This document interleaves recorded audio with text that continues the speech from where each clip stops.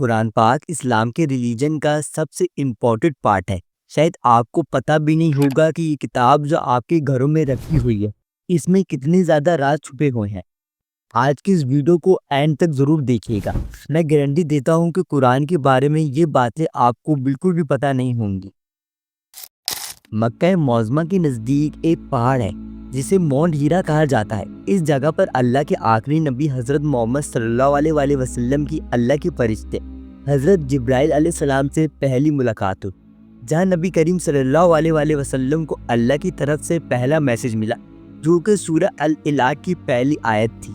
اس دن کے بعد حضرت جبرائیل علیہ السلام آتے جاتے رہے اور اللہ کا پیغام نبی پاک صلی اللہ علیہ وآلہ وسلم تک پہنچاتے رہے۔ یہاں سے اسلام کا آغاز ہوا۔ نبی پاک نے اللہ کا پیغام لوگوں تک پہنچایا اور لوگ مسلمان ہونا شروع ہو گئے۔ جیسے ہی کوئی پیغام اللہ کی طرف سے آتا تو نبی پاک صلی اللہ علیہ وآلہ وسلم اسے اپنے صحابہ کو بتا دیتے۔ نبی پاک کے صحابہ جیسے ہی اس پیغام کو سنتے تو اسے فوراً یاد کر لیتے یا پھر کھجور کے پتوں اور پتھروں پر اس کو لکھ لیتے۔ یہ سلسلہ 23 سالوں تک جاری رہا۔ آخر 63 سال کی عمر میں نبی پاک نے اس دنیا سے پردہ کر لیا۔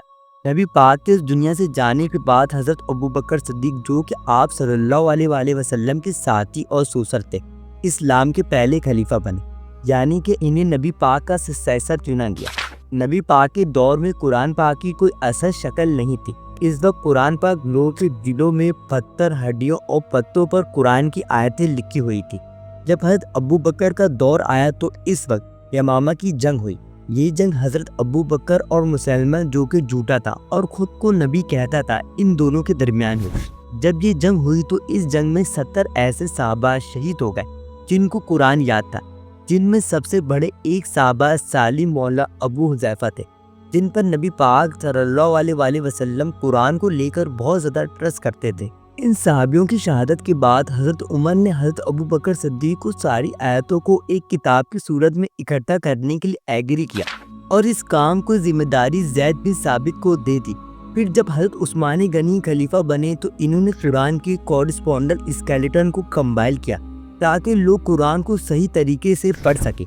جب سے یہ قرآن کتاب کی صورت میں آیا، اس نے اپنے خاص ہونے کا ثبوت دیا۔ جیسے جیسے سائنس گرو کرتی جا رہی ہے، قرآن کے راز ہمارے سامنے کھلتے گئے ہیں۔ جس لینگویج میں قرآن نازل ہوا، یہ عربک لٹریچر کی سب سے بہترین اور پرفیکٹ شکل ہے۔ اس کتاب کا ہر الفاظ اور سینٹینس اپنے معیار پر پورا اترتا ہے۔ یہ کتاب ایک ہی سبجیکٹ کو بار بار ریپیٹ کرتی ہے اور ہر بار اس کی ڈسکرپشن نئے سرے سے نکالتی ہے۔ اس کے سارے الفاظ بڑی خوبصورتی کے ساتھ ایک دوسرے سے مل کر بنتے ہیں۔ اس کتاب کو آج 1400 سال ہو چکے ہیں اور آج تک اس لیول کی کوئی کتاب نہیں بنی۔ اس طرح کی کتاب انسان کے لیے لکھنا امپاسبل ہے۔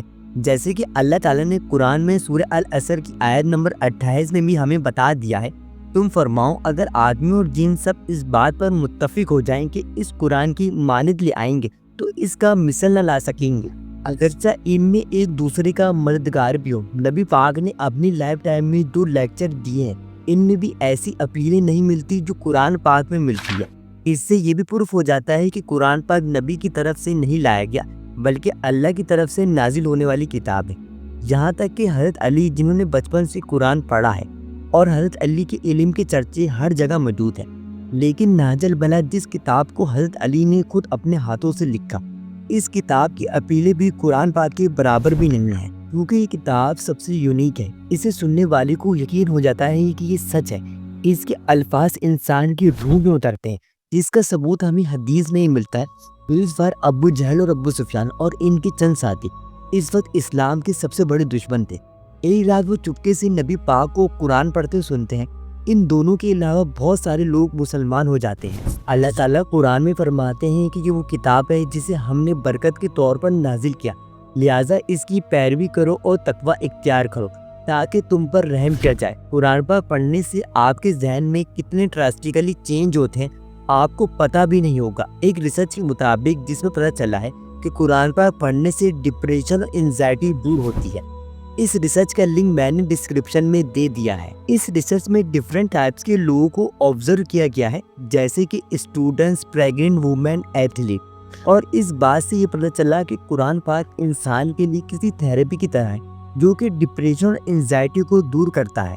ریسنٹ اسٹڈی سے یہ بھی پتہ چلا ہے کہ قرآن پر برین کی میوزک سننے کی جیسا ہے، کیونکہ اس سے برین میں ڈوپامائن ریلیز ہوتا ہے۔ یہ کیمیکل برین کی خوراک ہے۔ قرآن نے اوور دا ٹائم مسلم سویلائزیشن کی مینٹل کیپیبلٹی کو بہتر کیا ہے۔ قرآن کی صرف رائٹنگ ہی یونیک نہیں، بلکہ اس میں کئی سوالات کے جوابات بھی چھپے ہیں جن کو سائنس نے اب جا کر ایکسپلین کیا ہے، لیکن قرآن نے یہ 1400 سال پہلے ہی بتا دیے تھے، جیسے کہ big bang, black hole, earth rotation, universal expansion, iron fingerprint, neuroplastic اور ہیومن کریشن۔ ان سب کو قرآن نے ایکسپلین کیا ہے، جو کہ آج سائنس کو جاننے میں اتنے سال لگ گئے ہیں۔ قرآن پاک کا یہ میریکل بھی بہت زیادہ انٹرسٹنگ ہے۔